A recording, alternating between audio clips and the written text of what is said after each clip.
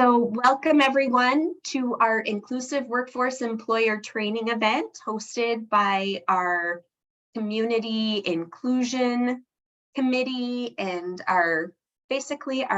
all of our partners that are part of our Inclusive Workforce Employer program. The main partners are Career Solutions and CMJTS, or Central Minnesota Jobs and Training Services. And we also have a great partner, Indeed, and Della Ludwig, who is our workforce strategy consultant, was very important and a part of our launch and getting everything set up.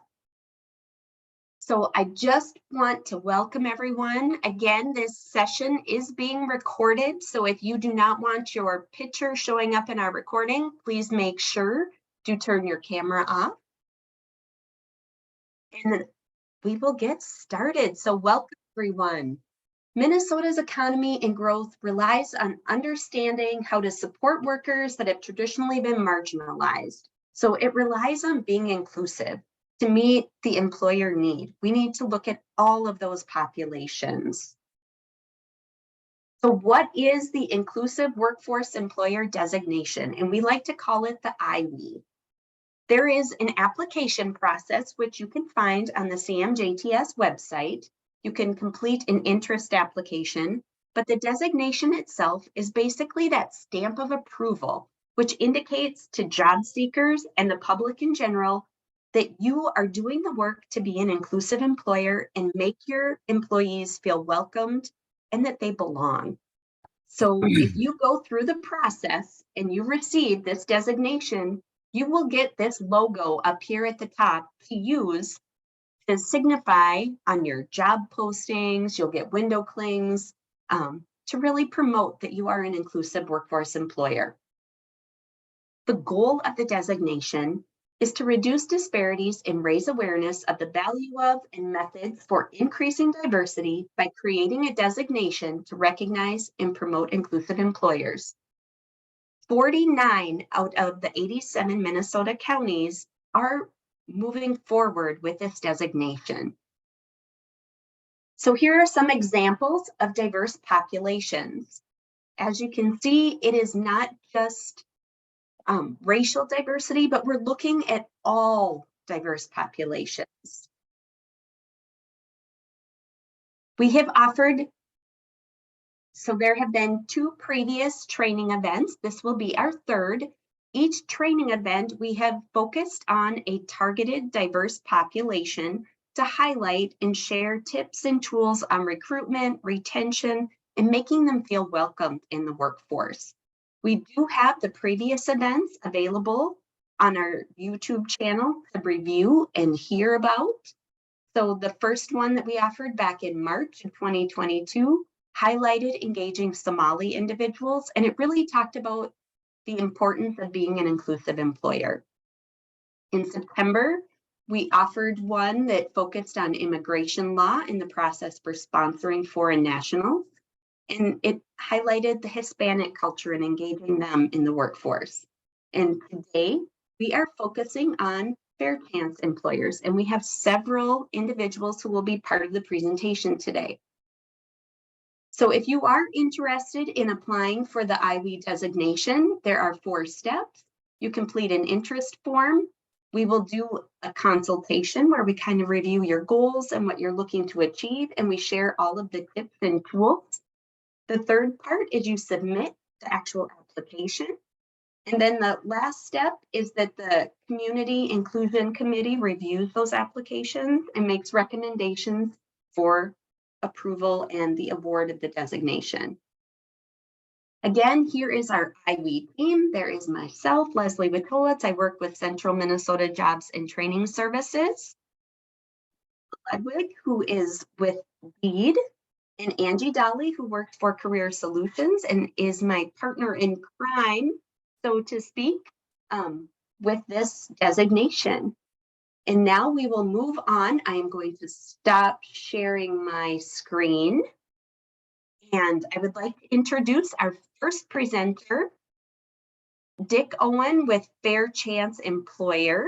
And he is going to share a lot of great information on, as an employer, how to move forward in engaging these individuals. So, Vic, if you want to share your screen, I will let you take over.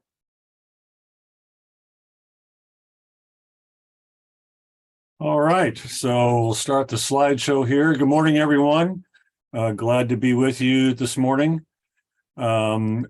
I have as Leslie said, kind of a how-to. I'm looking forward to the DOC presentation on a lot of things they're doing to help job seekers and employers. But my presentation is more of a how-to. In other words, once these candidates land on your doorstep, how do we abide by the ban the box statute? How do we protect ourselves against a negligent hire lawsuit? How do we figure out the severity of the crime issue as required by EEOC? And I started down this road a few years ago when I was doing some HR and safety work for a group of companies a few years ago. And we were looking to fill a diesel mechanic position. And the person we liked, as it turned out, was a level 1 sex offender. And I'd never hired anybody with that serious of a record before. So I reached out to a kind of an array of experts to try to help me figure out what do I need to have in my personnel file that shows that we did our due diligence in our hiring process. So I consulted SHRM, MRA, a bunch of HR attorneys. And to my surprise, nobody could tell me how that should look. So a few years ago, I started doing some research to see if I could come up with a process that my fellow employers could use to navigate this world of fair chance employment. So the presentation I'm giving today is largely based on that research. So first, I need to start off with the obligatory legal disclaimer. I'm not an attorney, and the advice given in this presentation is not to be taken as legal advice. My attorney told me to say that. So, okay, so I got 4 takeaways for you today here. What about the ban the box statute, and what about the decision not to employ? Number 2, is this category of candidates a viable source of potential employees for my organization? Number 3, what are the ground rules we need to follow in order to protect our organization and satisfy the EEOC compliance regs? And number 4, has a fair chance process been developed that can help us do those things? So starting off with the ban the box statute, you'll be getting some handouts, handout A, B, and C from me at the end of the presentation. Leslie will be sending those out. So handout A will have kind of a first page is just kind of a quick overview of the ban the box statute taken from the Minnesota Human Rights website. And on the back is the actual statute, and I'll just let you read that when you get a chance. But the main thing to take away here is the statute offers 2 different times when you can find out about that person's criminal history. And every HR attorney you're going to talk to will tell you, take door number 2, and the highlighted one, before conditional offer of employment is made. So you make your conditional offer of employment, then you do the background check. So that's the proper order, and that's when you want to do it. So what happens after reviewing the background check if we decide not to hire our candidate? So the EEOC states that if we deny employment, it should be based on reasons, and these are magical words, so you'll want to make note of these, consistent with business necessity. You probably should incorporate that into policies or sometimes maybe your forms. But the example we use here today is a few years ago, Target ran into some deep trouble with the EEOC, and they had to totally revamp their fair chance hiring process. And after they did that, they issued a press release that kind of covered their policy and how they're going to do it. And so I'll just read kind of the press release that talks about the denying employment. So we exclude applicants whose criminal rec histories could pose a risk to our guests, members of our property, and design our processes to treat all applicants fairly while maintaining a safe and secure working and shopping environment for team members and guests. That's excellent language. Again, if that's something you don't have in your policies yet, I would cut and paste this and put it right in your policies, because it's obviously EEOC approved already. Now, don't have to worry about making a note here. I've already, I'll have a link to this document at the end of my presentation. If you decide not to hire, you initiate what's called an adverse action process, and that involves 2 letters. And the language on these letters is very specific. So if you don't already have this process in place, don't need to reinvent the wheel. Just consult with your background check company. They're the people who are the gatekeepers on all the FCRA regulations that we have to follow. They're the people that keep us out of trouble. So just ask them for help. They'll provide it. They know exactly what you're talking about, and they'll give you some templates to use where you just kind of plug the name of your company in and you're good to go. Okay, number 2, is this group of candidates a viable source? Here's some, pulled together some data I've pulled from my research over the years. There's some good articles and studies. And in one study, it found that 2/3 of HR professionals felt that the quality of work people with a criminal record was as high or higher than folks without. So, but the study also found that there were employer concerns. What about legal liability or customer reactions or government regulations? And that's why we're all on the call today, to find out about some of these things. I found another article in the BBC business section that drew heavily on the longitudinal study of felons in the military. Now, the military doesn't really hire felons except when they're having difficulty meeting their recruitment guidelines. So at such a time, they issue what's called a felony waiver. And here's a quote from that study. One of the more striking positive findings was the more pronounced promotion success for enlistees with felony waivers, who are 32% more likely to be promoted to the rank of sergeant than those enlistees with no felony history. Now, that's kind of an eye-opener. This promotion's based solely on performance.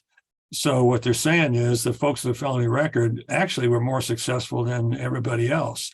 So the word on the street, after talking to hundreds of employers who've hired folks with a criminal record, is that these are great employees. They're dependable, they're loyal, they're come to work every day on time kinds of people. So yes, they are a viable population for you to pursue. Takeaway number 3. Is what are the ground rules we need to follow in order to protect our organization and satisfy the EEOC compliance regs?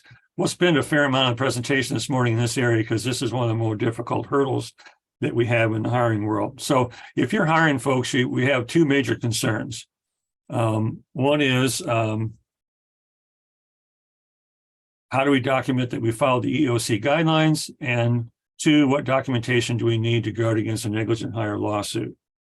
So if you go to the EEOC website and click on the Tips for Small Businesses tab, you'll find this document, and it's kind of a good quick overview of how we have to handle criminal records in the hiring process.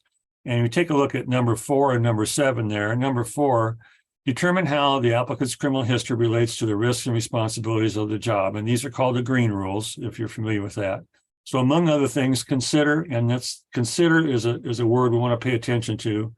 The nature or gravity of crime, in other words, how serious it was, the time that has passed since the criminal conduct occurred. What the philosophy, of course, is the longer time elapses from the time that they offended till now, then the less of a concern we have about that. And third is the nature of the job. Now, what they mean by that is, let's just say I've got a candidate that I want to hire to run a drill press in my shop. And if I find out they've got a couple of DUIs on their background check, it doesn't really bother me that much. It's kind of a non-issue. But if I'm looking to hire a delivery driver, it's kind of a deal breaker. Another example you hear is someone who was charged with embezzlement and convicted of embezzlement. And if I've got a job in my financial services department, that may not be the right place for him. Maybe that person could be better served working in another department. So we are tasked by both common sense and the EEOC requirements to consider the crime that was committed versus the job description. And that's where the terminology consistent with business necessity, this is where they're telling us to make that call. So fair chance employment is not a simple process, as most of you probably know. And there are two main reasons why it's so hard. And here's the first. So in Minnesota, we have 4 levels of crime. And unfortunately, what most employers don't know is that Minnesota has 11 levels of felony. And you find those on the website for the Sentencing Guidelines Commission. And the table looks just like this. It's a series of pages. It's not a sortable database, but it gives you the severity level, the title of the offense, and the statute number. But the problem for us as employers is if we see something show up on our background check, we have to go through pages and pages and pages of statutes to see where the severity level is. It's not sortable, so it's not easy to use. And you'll notice that for these levels of severity, they use a numeric score, which makes a lot of sense. But here's the rub. If you go to the sex-related crimes, we use an alpha scale to rank the crimes. If you go to drug-related crimes, we use an alpha numeric score. So it makes it very difficult to kind of sort this out and keep a standard of how we treat the severity of a crime when it's very difficult to determine what that is. And on top of that, these levels can change. So every year, I have a database that we keep all this in on our website, and I go through every time they're published, usually in August, and I go through and check every line by line to make sure we have the proper severity scores.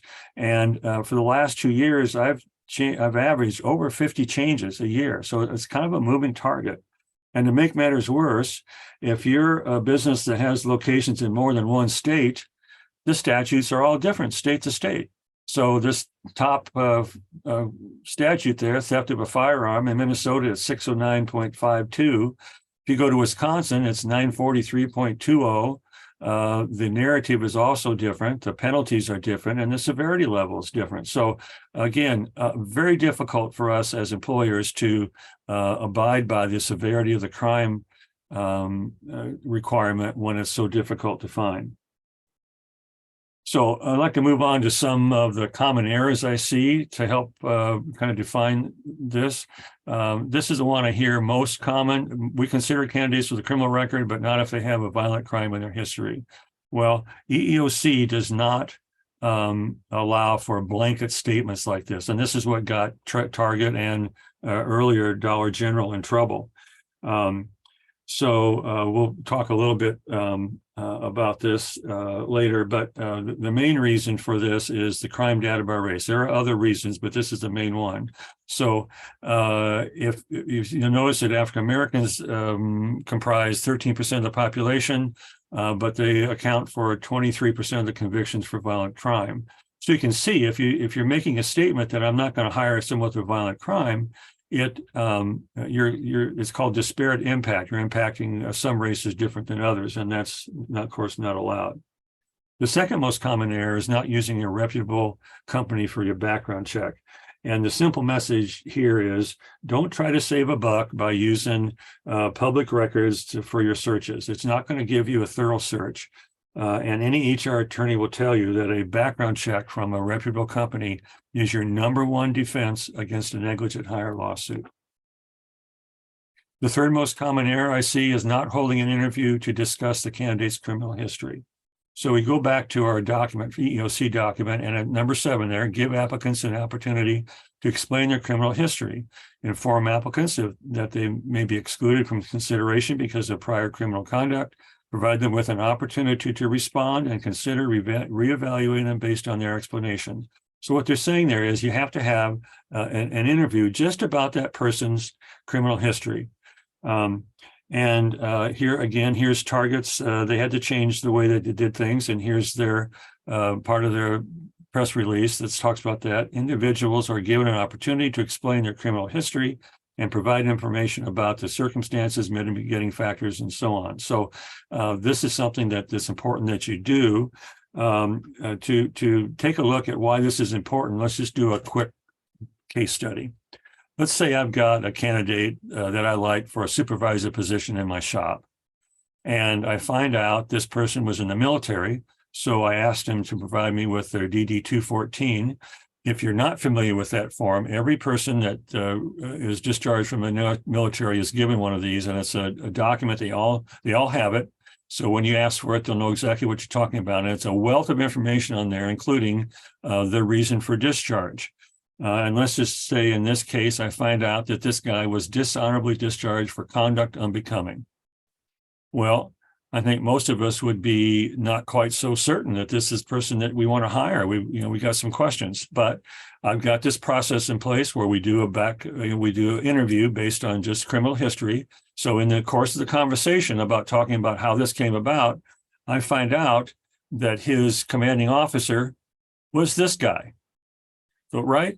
I mean, we all know how that turned out. So that's why it's important to not use a blanket approach. You use an individualized assessment is what the EEOC wants us to do. Again, those are some magic words. You should incorporate those into your policy or maybe sometimes your forms. And it's really kind of, when you think about it, it's just very fair. Each of these situations should be considered on a case-by-case basis.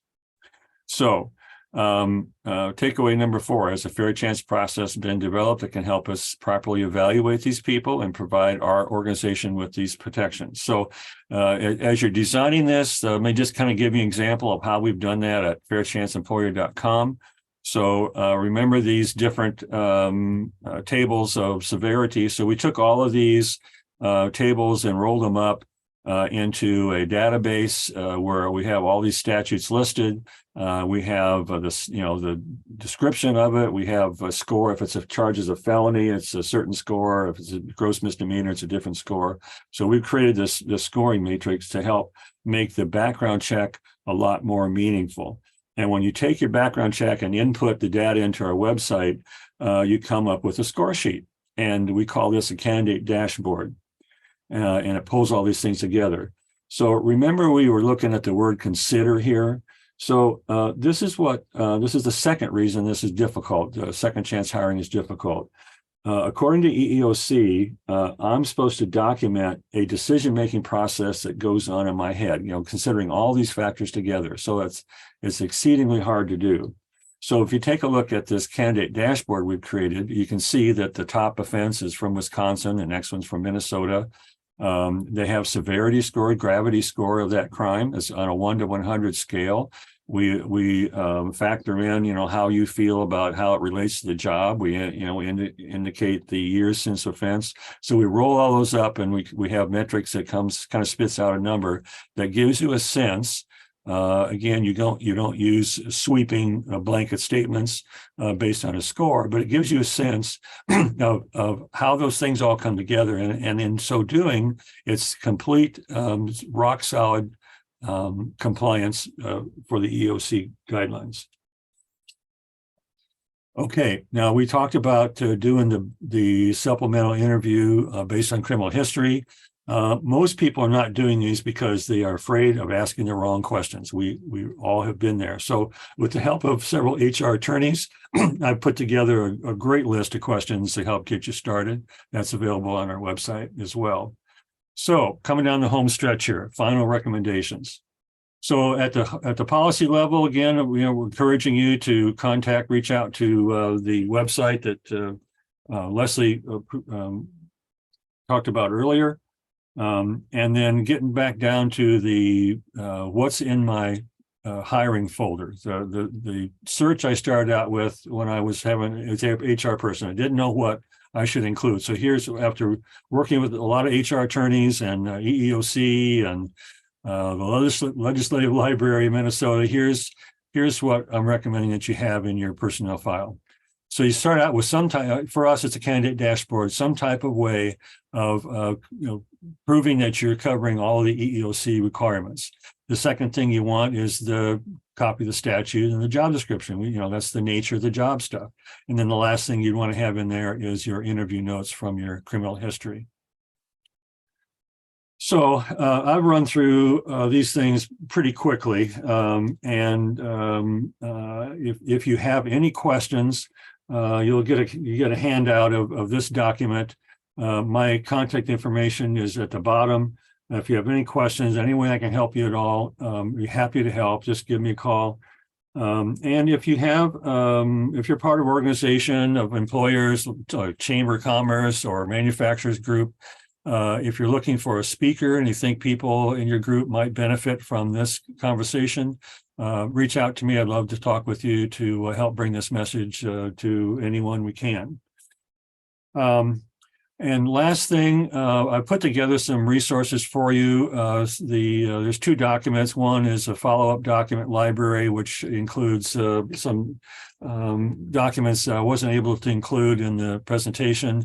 It includes the target statement that we talked about.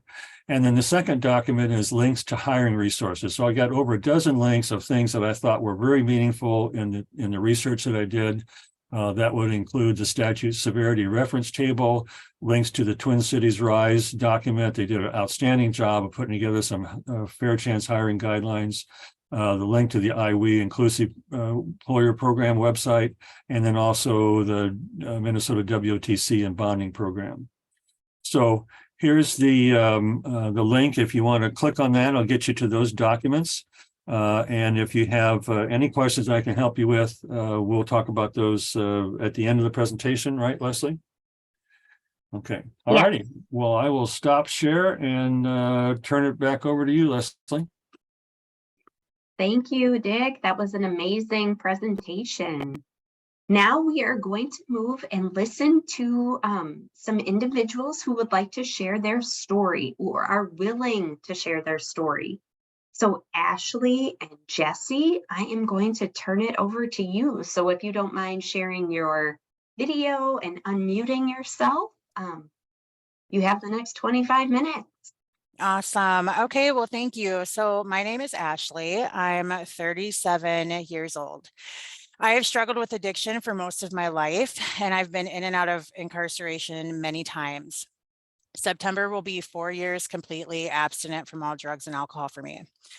My last charge was in 2019. It was a first-degree burglary. I'll never forget the relief that came over me when I saw the police at the end of that driveway. I was relieved because I knew it was finally over. Back then, I probably would have told you it was the worst thing that could have ever happened to me. Now, today, I see it as a blessing because every event that happened has led me to this point in my life today. I sat in jail for about 6 months. When I was released, I went on to do the long-term program at Minnesota Adult and Teen Challenge. I graduated from there and went on to Teen Challenge Leadership Institute. And I can remember when I was there just being so worried about what my future would look like because of all the mistakes I had made in my addiction, wondering who would hire someone like me. When I was at TCLI, I had heard about an internship at Diversion Solutions, a place that hired people despite their background, a place that gave people a second chance. I applied and I got the job. I was amazed to find myself amongst people like me in recovery who were doing it, who were being pulled up into roles that I thought were completely out of reach for people like us. It gave me a hope that ignited a fire in me, a desire to go as far as anyone would let me go despite my colorful background. At that time, I couldn't have imagined all the ways the Lord was going to use me.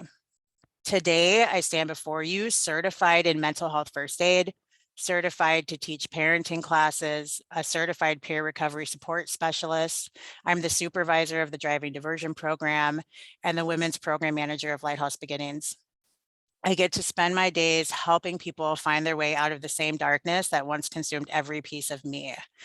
I get to use my lived experiences to give others hope.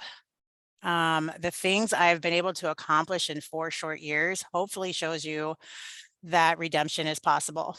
And I've been able to achieve my goals even as a felon, thanks to Diversion Solutions being willing to give me a chance at life again.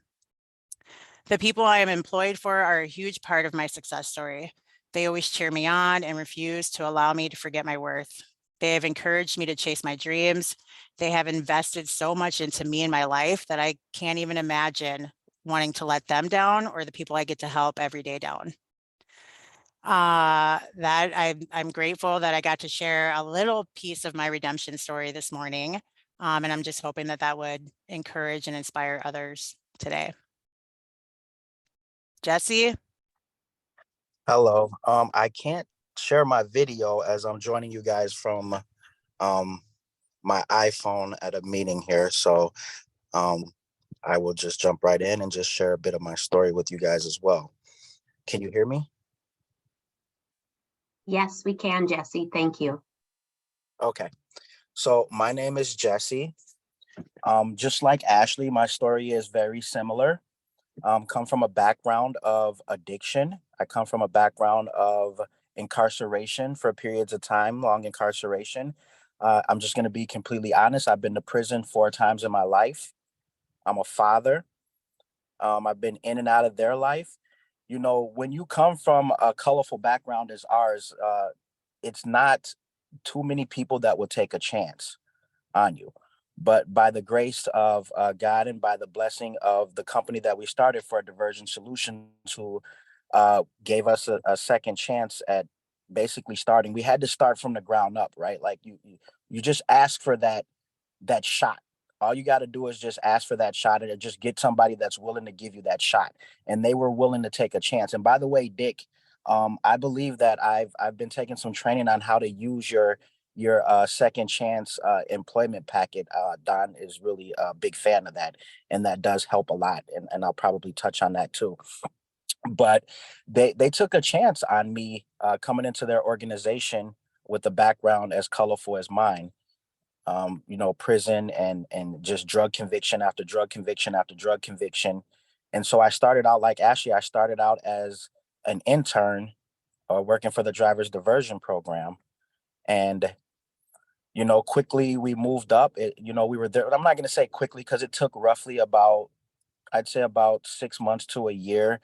We elevated to the next level of being full-time staff, and then next thing you know, like Ashley now is certified, and she's part of Lighthouse, and she's teaching parenting classes, and I applaud her. The blessing with that is I've been able to go through this journey alongside of her. So now, kind of what we do or what I do now is I'm the director of Lighthouse Beginnings, and I'm able to, what I do is I go around and I just tell people kind of my testimony, and I work with people and try to get them placed into jobs. Just try to go to different employers and say, hey, look, this is what second chances do. I was given a second chance and I moved up, and now I'm the director and I'm able to help other people. You know, sometimes people just need that one break that will help them become that productive member of society. To be honest, we're the best workers. We're the ones that have something to prove, where a lot of the times most people, they don't have nothing to prove, but because of the backgrounds that we come from, we have something to prove, so we work really hard at it. But like Ashley, I stand here before you today and I'm saying that I am a certified peer record specialist, the director of Lighthouse Beginnings, and I'm also a reverend. It's now Reverend Jesse Jones. I've completed some training to become a pastor, so I do that as well on the spiritual side. You know, I just want to encourage people to say that people make mistakes, but let's not judge them because of a mistake that they made when they were younger. Let's come alongside of people and help them become productive members of society, because all people need is just that one chance, just that one shot. You know, when I was going through what I was going through back in my days, a lot of people wouldn't give me a chance. And that, because they wouldn't give me a chance, I returned back to the life of crime, that I kept doing the things that I kept doing that led me back to prison. And if someone would have gave me the chance that diversion gave me back in the day, maybe I wouldn't have went back to prison 3 times. I mean, I don't know, and I wouldn't change it for the world. But all I know, that where I stand today and the things that I'm doing today is because someone took a chance. There are good people out there. We all make mistakes. So let's not judge people on the mistakes that they made, but have that conversation with them, meet them. And that's what I encourage people when I go and try to get them a job. I say, just meet the person and talk to them, right? Because when you have a conversation, a face-to-face conversation, you can ask some questions, but you feel that person out and you fill them out in their personality. Are they a good fit? Are they not a good fit? Not everybody is a good fit, but some people are. but you have to take that chance. You don't know until you take that chance. And what I love about what Dick was saying is protect yourself. You have to protect yourself, right? But at the same time, who's best to reach the other people and to help you run the things that you need to run is the people that have been through the worst of the worst. So that's just part of my story. And again, I just want to encourage people to say that people can change. As you've heard, me and Ashley both have shared our testimonies to let you know where we've come from and where we are today. And how much more would that speak to a company that gives somebody a chance that can make it like that? How much more does that speak to the character of you? How much more does that speak to the character of your company? It just speaks that much more. And so, again, yeah, my encouragement is just give the person that second chance, because you never know the lives that you will touch or the generations that you will help break the generational curses. Just one chance. I'll end with that.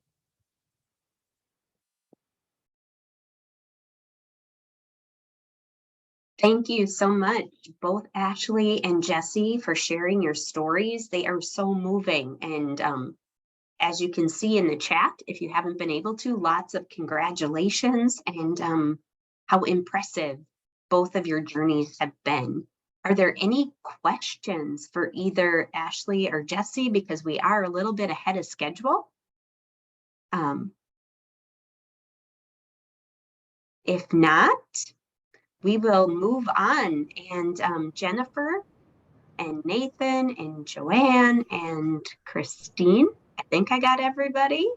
Yes. That is our Department of Correction presenters. So you should be able to share your screen. And Jennifer, I'm just going to let you introduce all of your team. Okay, thank you. Okay, thanks for joining us today. We are here representing the Minnesota Department of Corrections, the Employee Program, and the Bridge Program. And I have with me today our supervisor, Joanne Brown, our retention specialist, Christine Meach, and our Bridge Workforce Development Specialist, Nathan Delgado. And I am the job developer for the Employee Program. So thanks for joining us today, and we're looking forward to having a conversation. Christine, we'll go to the next slide, please. So this is what we're going to talk about today. We're going to give you an overview of the Employee Program and the Bridge Program. And we're going to talk to you about why you should hire justice-involved persons. We're going to give you some tips and strategies on how to find justice-involved persons and how to get them to apply for your jobs. We want to talk a little bit about how to engage justice-involved persons and foster their success on the job. And then lastly, we'd like to talk about how you can help a justice-involved person retain their employment while working for you.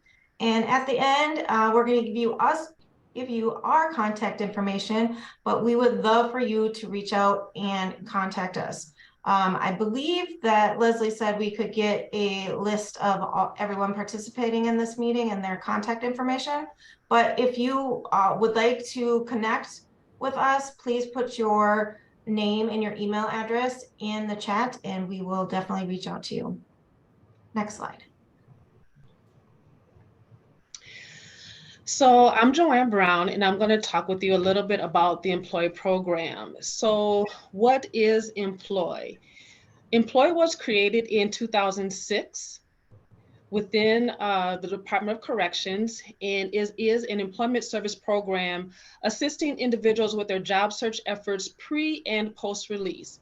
So Employee Program services are 100% voluntary. We have 3 areas of focus that we work with the individuals in the program on. We have pre-release services to include job search training. We have individual job search packets that the participants will work on independently and complete some job search related activities. And we also will work with them to get their resume completed prior to their release. Our job search training classes are pretty much all the basic topics of the job search process. And I do just want to highlight the one that we put a lot of emphasis on, and it's really about preparing the individual on how to discuss their background with potential employers. Making sure that they are taking responsibility for what employers will see on their background. Talk about what things that they have done during their incarceration, programs they participated in, how they have worked to improve themselves while incarcerated, focusing on things that they have accomplished, certificates and trainings and things of that nature, and then bringing that conversation back to their skills. The resume highlights their skills, and that's why the resume, or that's why they were called in for the interview, because the skills that appeared on the resume and or job application. So we wanted them to complete that conversation with talking about their skills and why they are the best candidate for that particular job. So those are some of the things that they get while inside getting prepared for that job search process post-release. And when they are released, we do have our retention staff that works with them individually to help them create an individual job search plan, provide resources and help them connect to other resources that will help them to be successful in their job search post-release. And we do service the entire state of Minnesota, and also we service all facilities. To be a part of the employee program, individuals do need to be within their last 24 months of their sentence, and then we can start doing those activities with them in pre-release, and then again following up with them in the community, and that's up to 12 months post-release of those post-release services. And then the other portion of our services is providing employers education about hiring individuals, why they are great candidates, skills that they have, and then also finding out what are the employer needs, what are they looking for, and being able to make those appropriate matches based on employer needs and individual skills and their work interest. Next slide. Good day, everybody. I'm Nathan Delgado. I'm going to give you a brief overview of the Bridge program. For those of you that might not be knowledgeable about MNCOR, being due to our time constraint, please feel free to email me or shoot me out anything. What's up, John? How you doing? Please email me something and I will be able to answer those questions regarding MNCOR. But here, MNCOR is serviced in 7 institutions here in the prison system. When men are able to come to the Bridge program, and right now it's a focus on men, there is not a Bridge program in the women's prison in Shakopee. The Bridge program here is a 90-day program where you work on soft skill, hard skill development. You have to have 18 months or less to complete your sentence. You have to apply for work release, and we only serve in the Bridge program at this time Ramsey and Hennepin County. Bullet point number 2. We have 5 halfway houses that are ordained to assist the men in their reacclimation to society. MNCOR covers the bed space that the men are obligated to pay while in the halfway house. That is part of their pay while they're here for 40 hours, 5 days a week, 8 hours a day. Let's see here. Some of the benefits of the pre-release coming into the Bridge program, the men are able to be productive, develop their soft skill, hard skill development, and then they are eligible to have their weekend passes to where they, through accountability measures, able to document and track who they'll be going with, who they'll be spending time with, and those things. So that's a caveat to being able to come out of prison early, get some great programming, earn some money, and get work history. Bullet point number 3, we do this through assessments to understand where the individual is at upon their release. We work on soft skill developments. Please, if anybody is unsure or confused about soft skills, please list what you might think a soft skill would be in the chat, and we can monitor that. And if there's any guidance you may need to better understand soft skill versus hard skill, we'll be able to do that for you. Here at the Bridge program in MNCOR in Roseville, we have a warehouse environment. So forklift certification, customer skills service, being trained on the equipment and the electronic devices that are used to track packaging, outbound, inbound, and ensure quality assurance for parcels being shipped is conducted. We also provide here at the Bridge program cognitive development programming. Currently, we have MRT, which is moral recognition therapy training that allows an individual to hone in and take an honest look at their behaviors and their choices and decision making. Once again, if there's any questions about MNCOR, please put it in the chat, and or at the end of this presentation, our information will be there. I'm going to introduce to you slide number 5, please. This gentleman here is Otis Zanders. Mr. Zanders used to be a warden at, what is the prison again? Red Wing. And he was a CEO of Ujamaa Place for some years. So please indulge yourself in this 3-minute, 50 seconds video and enjoy. We must change our attitude about ex-offenders, or people that have had contact with the penal system. My name is Otis Zanders. I serve as the CEO at Ujamaa Place.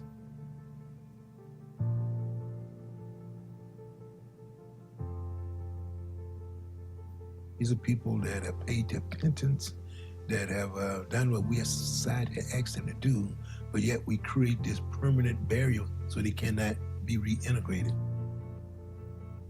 This is an emerging workforce of people that's begging for opportunity, that don't want to be looked upon. You know, these people are not born to be criminals, so their life should not be permanently taken away from them. In 2013, the Minnesota legislature amended the Criminal Offenders Rehabilitation Act to prohibit private employers from seeking criminal history information prior to interviewing a candidate or extending a conditional job offer. This legislative effort, known as Ban the Box, provides grace and redemption to those who seek to fully rejoin society. The attitudes that we have associated with being an ex-offender is that they gonna bring chaos to the workplace, they're not gonna be dependable, they don't have a good work ethic, and who wants that? So I think we have to continue to help promote that. These are people that have actually done their penance and they're ready to come be contributing members of society again. So what Ban the Box it does is allow people to go through that process, to feel that process, to be able to show the skills they've been taught to prospective employers, where you sit down, look people in the eye, you dress for the occasion, and you get a chance to promote yourself. You get a chance to demonstrate to an independent audience that I can do this job. I'm qualified to do your job, and I'm looking for an opportunity.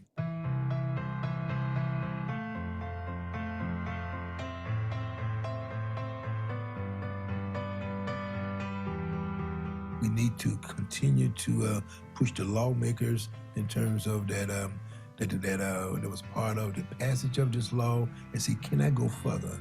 We also have to look at general society, look at employers, and to work on their perception of a person with criminal records. I got too many horror stories of people being hired, been on a new job, actually going through training, and that when their background checks do loop around, they are being released. And that is what we have done with the pathways into incarceration and all of the laws or the collateral laws that's in place that prevent a successful reentry. So we need to look at how employers, with some and time now to examine their initial qualifications, you know, some of the things they call a knockout reason why you cannot, and have a little confidence in second chance, have a little confidence in redemption, and rehabilitate, that people have now got to the point of life where they want to live the American dream. They want to be able to take care of themselves and their families, and therefore have this nice little ecosystem that we call community.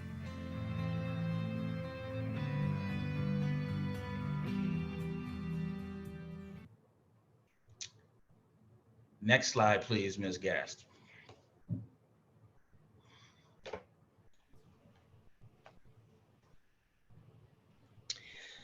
So why hire justice-involved persons? Currently, there are over 8,000 people who are incarcerated in the state of Minnesota. And we do know that 95% of the incarcerated population will eventually return to our communities.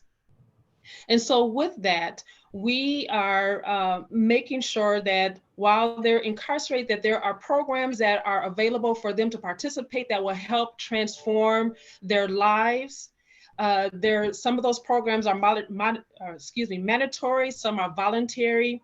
And then also it's about timing, making sure that the programs are available at the right time and at the right places for people to be able to participate in those services. Next slide. So some of these programs and opportunities, there are treatment interventions, people, if they're needing mental health services, or substance use disorder services, even sex offender treatment, and then those personal violence intervention programming and services. With those self-development opportunities that people can participate in, there are parenting classes that people can participate in, restorative justice, there's art programs, the physical health, and just allowing them to create opportunities to learn how to make more productive choices, more healthier choices, new choices for their lives. And then the work opportunities that are available. In addition to the MNCOR programming, there are building maintenance jobs, ground maintenance. There are tutors and clerk positions where people are able to help other impacted individuals that are incarcerated to access a variety of resources.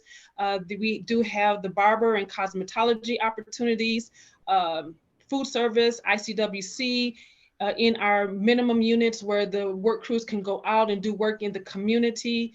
And then just to highlight a little bit more on some of those MNCOR jobs that are available, people are learning like manufacturing, production, logistics, they're getting forklift certified, they are working on upholstery, cabinet making opportunities. So there's a variety of work skills that people are gaining while they're incarcerated, as they're participated in these programs to help with their treatment needs and their self-development needs. They're also gaining a hands-on work experience that is transferable into the community. And not only are they getting those work experience, but they also are getting educational opportunities as well. So we do have the adult-based basic education where they can, complete their high school diploma if they don't have that, or work to earn their GED. If they are not ready for either of those two steps, there are those basic education classes to help them to increase their grade levels so that they could obtain the high school diploma or the GED. They could also participate in AA programs or even participate in four-year degree programming. And then there's a variety of career tech programs available where they can get skills or certifications in drywall, woodworking, cabinet making, C-Tech, which is cable networking certifications. Again, they do get the forklift certification. So there's a variety of skills and education program that people are learning, that they're gaining while they're incarcerated. And I think a lot of times people think that, people go to jail, they don't have any work experience prior to their incarceration. And I will share with you, a lot of these individuals have that work experience. And so we're building on their work experience and education opportunities when they're incarcerated so that they do become more skilled, qualified, and marketable candidates post-release. Next slide. Awesome. Thank you, Joanne. Hi, Christine Meach here, she, her. I'm the retention specialist that has the opportunity to work with our job seekers on the outside. And some of the things that Joanne talked about are things that we put on the resume, but then we also talk about different tips and strategies to help them find and maintain employment in their community. So when we think about this, there's multiple ways to apply, but the biggest thing is some of these individuals are coming out with limited technical skills. I know during the pandemic, we kind of went full bore into technology.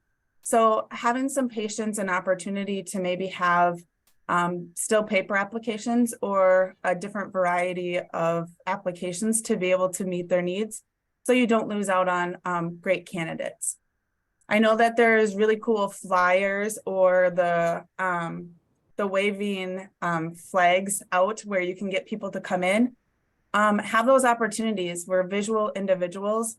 So being able to see that you're welcoming and you're hiring, that's sometimes the greatest opportunity, because the individuals will come in and say, hey, what are you hiring for? And that can start that conversation. Give the opportunity to do tours. So there is some employees that are employers we've worked with that the job seekers I've had the opportunity to work with have talked about what they appreciated was being able to get a tour of what they would potentially do. So then the employer and the potential employee can make an informed choice on if that is a right fit. And then there could be that walking interview, you know, being able to actually see what the process is. Simplify the application. I think in this whole opportunity of this presentation today with everyone talking, we've talked about just different ways and approaches. If there's things on the application you really don't need right away, take it out, kind of thing. It helps them not feel like they have to fill in every box. Depending on where you are in the state of Minnesota, utilize the career force centers. Individuals are going there to set up Minnesota Works, looking at other opportunities. And if you have a visual saying, you know, you're looking to hire justice involved individuals, that's something that they'd be drawn to. So then they can take the guess out of their job search.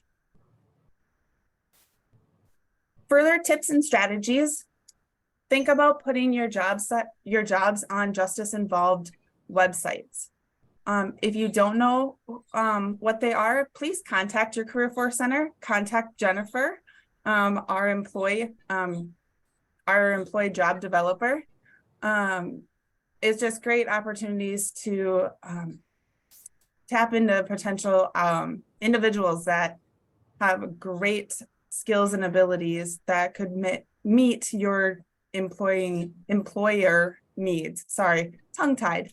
Have opportunities to talk to career force centers, different programs, community partners that do the work that employ here at DOC does.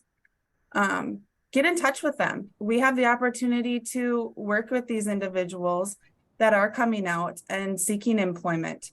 And we get the opportunity to talk to them about their skills and abilities. So being able to help bridge that gap and help them be part of their community is important. So in our PowerPoint here, we do have different places and spaces where individuals are going. So like I said, career force centers, job fairs, the DOC, Department of Corrections, has transition coalitions if you are interested.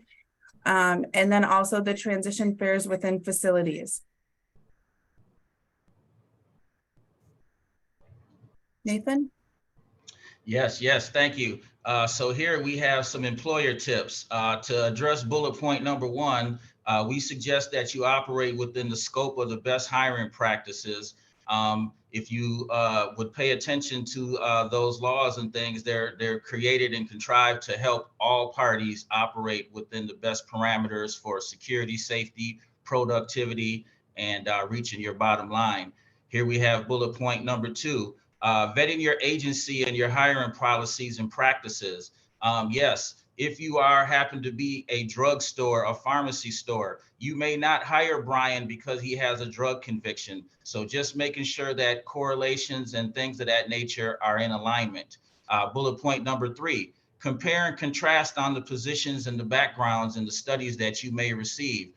Just because Derek may have had an assault conviction 5 years ago, and now you have a warehouse dock where he is to be in charge of unloading and loading freight, be aware of the correlations between the conviction and the opportunity that you offer. And then if you ask your applicant during the interview about their criminal history, being able to readily assess, having your hiring team knowledgeable. I believe the gentleman that spoke earlier, Mr. Dick Owen, gave you guys a bunch of jewels on how to educate yourself around the law, how to read those documents and how to compare and contrast with the good fit when you're working with a man, woman, or non-binary human being when they're seeking employment opportunities. And then bullet point number 4, I'd like to just ask a question. Equity. What does this mean for your company, and what does this look like for your agency? Next slide, please. How to best help support a person on the job. It is straightforward, as the acronym says. The things support, being supportive through the process. That could be starting from your application process, helping somebody fill out the application. As Ms. Meach said, some of the folks that are coming out of incarceration and currently in the halfway house might be behind the learning curve of technology. Trust in that the person that is seeking employment has great intentions. Also trust in your staff that you've trained them and equipped them to work with the population in which we're discussing today. 3, respect. We all know when the lack of respect is present, how the environment could be. So respect is very, very keynote. Accountability. I believe accountability is twofold. Accountability should be held upon the person applying for your organization, being transparent, sticking to the script of their skill set, not fabricating any employment things. And also accountability should fall at the feet of the hiring agency, the staff that you have that's doing the interview. Intentionality. Be very intentional. Know what the outcome is. Know the person that you're seeking. Being able to compare and contrast the candidate's skill set, background, knowledge about the position, and also the culture and the environment in which your organization or your company runs. And then grace. Where would all of us be that's on this right now without a little bit of grace from somebody or even the creator? Healthy. Having a healthy environment, an inclusive environment. We spoke briefly on the previous slide about equity. All of those things resonate. Health. And then last but not least, the training. Being able to take somebody that might not be right where you're at for the 100% of acceptance, and maybe that person might have 70% of that skill set that you're looking at too. Training is very important. And then also just to capstone everything that you've heard from Ms. Joanne's team here, reentry about employment. I myself am a justice impacted person, and everything that the Department of Corrections panel here has laid out before you on steps and measures on how to vet out folks for employment, I would like to just say and thank and acknowledge Ms. Brown for practicing what she preaches and acknowledging the fact, and yes, a job can change a person's life, because here I am as a justice impacted person working in the Department of Corrections with folks that that have the behaviors that I used to exhibit. And so once again, please take the advice, pay heed, and thank you, team, for allowing me to be on this presentation with you. Next slide. Thank you, Nate. So next we're going to talk about how to help the justice involved person retain their employment. Next slide, Christine. So here are some factors that are really important to anybody when wanting to stay at a job, but especially to justice impacted people. They're looking for a respectable living wage, just like all of us are. They want to take care of their families. They want to grow. They want to prosper. They want advancement opportunities. They want the American dream. And good benefits is part of that. They need to be able to take care of their children, take care of their families, have health care, all of those things. When you give those things and they're good benefits, it's going to help you retain that employee. Another thing we find is that if they have some type of vacation or personal time available when they first start, that really helps a lot. Even if you have to earn your vacation and your sick time, if you have a personal day, you have 2 personal days, whatever it may be, that emergencies come up and they have that time if they have to take it, or for a funeral or something like that. They don't feel like their job is in jeopardy because they just had an emergency and didn't have any time to take.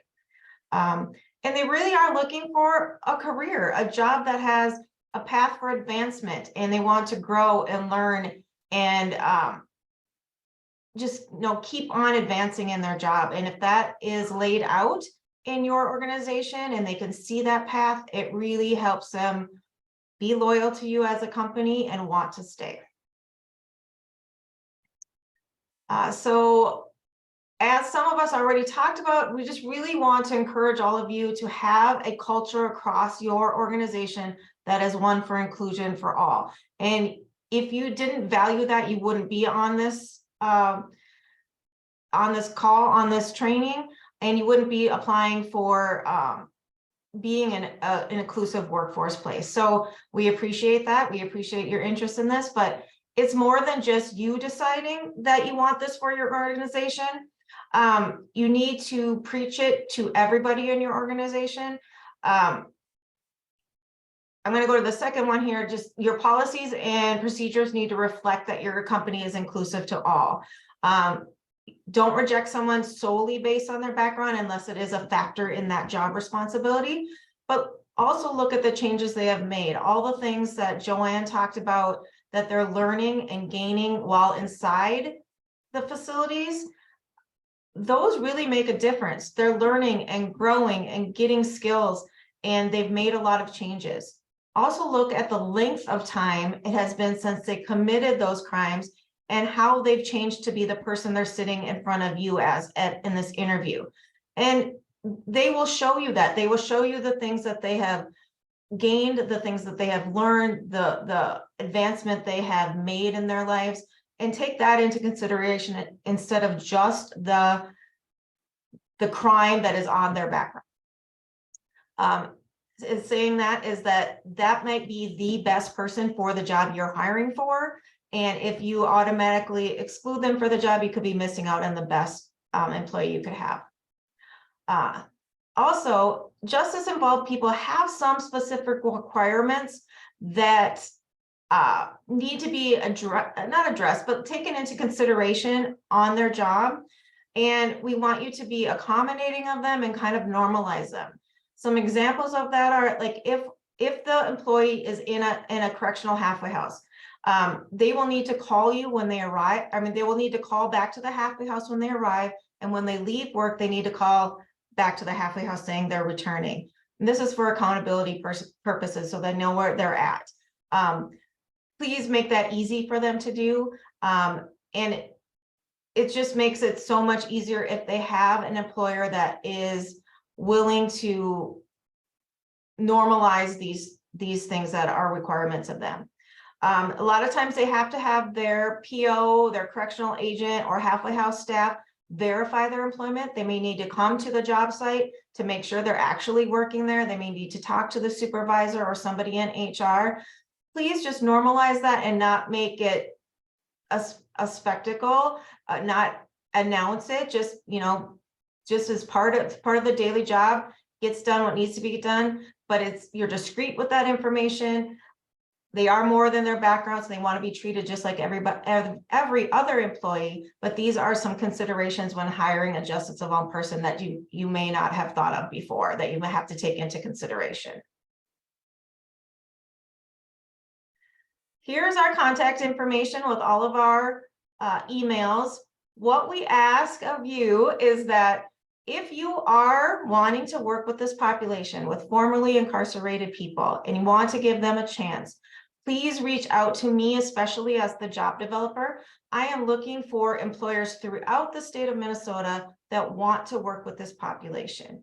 And I would love to come to your location, learn about your job, learn about your opportunities there, what skills you are looking for, what is critical in an employee at your location, and then also offer our services to you. We work with these participants for a year post-release, and so we will also be working with you. If there are any issues on the job, we can help coach the employee through those. If you have any issues with them, we can also talk about that. So there are many ways that we can collaborate. We will talk to you about the work opportunity tax credit and the bonding opportunities that can benefit your organization. So please reach out to us. If you haven't done so, please put your name and your email address in the chat and I can contact you. But we look forward to continued working with you because we have a ready population of people looking for jobs and we need to connect with employers. Thank you. I would just like to thank all of our presenters. They all did an amazing job. Special thanks to Jesse and Ashley for sharing their personal stories. Those were truly moving. Again, I will be sending out a link with a survey. Please complete that. It will also have the handouts that Dick had mentioned earlier. If you have any questions, please put them in the chat now. Otherwise, I think we will end up ending our training event a little bit early, and you will get some time back in your day. Did we keep it under 25 minutes is my question. I think you guys were close, maybe a little All right. over, but I know Jesse and Ashley were very quick in their stories, so you had extra time, so no worries. All right, thank you. It has been an amazing morning. Again, thank you all. I greatly appreciate you being a part of our IWE employer training event, and have a great day, everyone. Happy Wednesday.